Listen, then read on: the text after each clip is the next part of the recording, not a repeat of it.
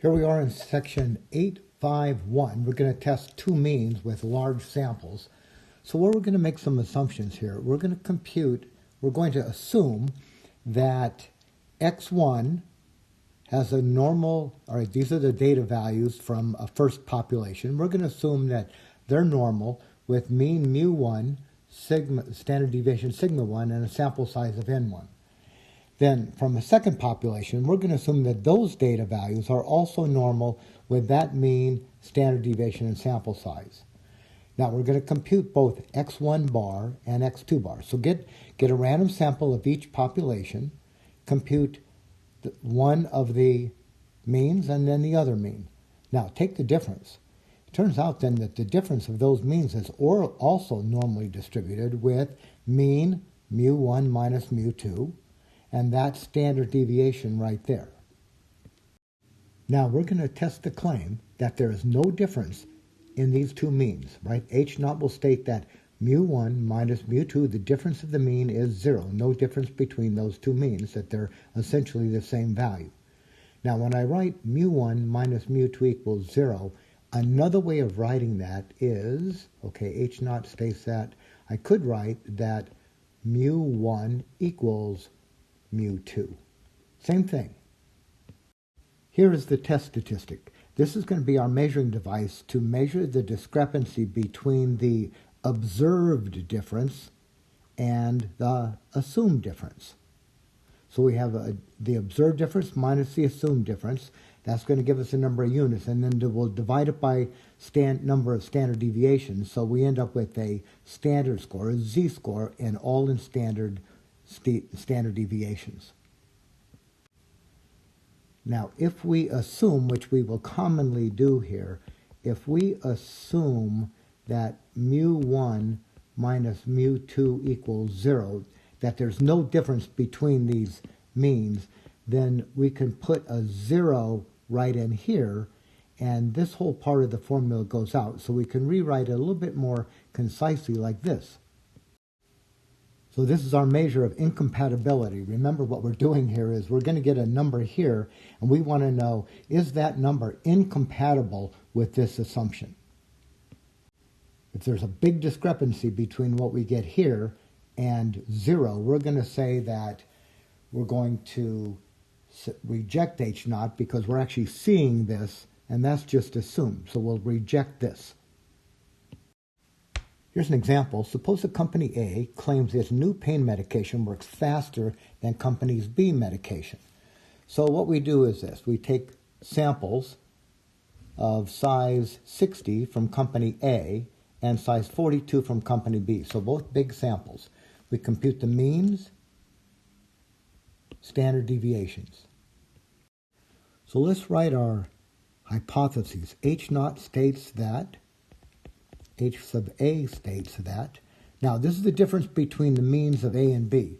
Now, A is supposed to be faster than B. So what if we wrote mu A minus mu B, mu A minus mu B. Now, the claim is that A is faster than B. I always like to do the alternate first.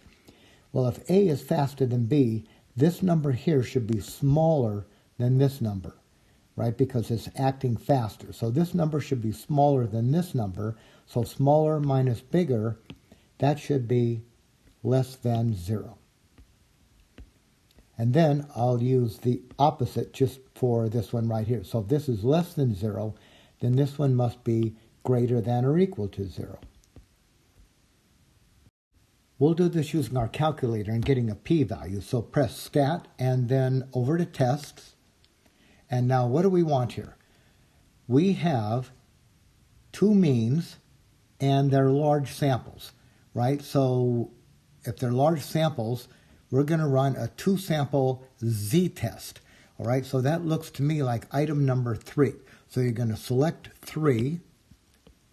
Now item number 3 says 2-sample z-test. Now there's a bunch of numbers that come up, so we're going to have to put in quite a few input here. So here's what comes up. Now first of all, we want it on stats. So go to steps. We're not inputting any data here. So let's put in our numbers. So we're going to type in, now what is sigma 1? All right, sigma 1, that's coming from our first population. Now because it's from a large sample, even though we have S, we can replace S, sigma with S. So we're going to type in here, what is that? That's 9.1. So we're going to put in a 9.1 here. Sigma 2, that's 8. Now X1 bar. X1 bar is 20.5. N1, that's our sample size, that was 60. X2 bar is 22.1. And N2 was 42. Now what's this? Look what we have to do here. It's having us compare mu1 and mu2. Now mu1, that was our first population. That was population A. And mu2, that's population B. So how does mu1 compare to mu2? So we wrote our hypothesis like this, that mu sub A is less than mu sub B. Now, well, we wrote mu sub A minus mu B less than 0. So if it's less than 0, that must mean that this number here is smaller than this one, right? This must be less than this to get a negative number. So this is our 1, this is our 2. So mu1, another way to write this would be like this. Mu sub A is less than mu sub B, which seems reasonable because it says what? Company A's mean is less than company B mean. So I'm going to choose this one right here. Let's choose this one. Put your cursor on that one, press enter, go down to calculate. Now when I calculated, I got P equaling 0.1738. So now what we do is we have to decide, do we reject H0 or fail to reject H0? So let's compare P and alpha. Well, we need a choice for alpha, so why don't we let alpha be 0.05? And then when I compare, I'll write P and alpha. Now, our p-value was 0.1738. Alpha is 0.05, and 17.38% is greater than 5%. So what we have now is greater than. All right, so what do we do? Here's how I remember it. I got a greater than. Now, greater means to me high. And I'm dealing with p-values, prob values. So this is a high probability. And if it's a high probability that I see it, I'm going to say this is not unusual or not unlikely. And if it's not unlikely, I'm going to fail to reject. Now this is the company's claim that their pain medication works faster than does company B's.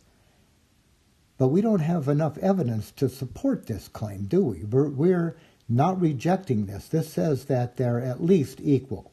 So we're not going with the company's claim. So what we'll do here is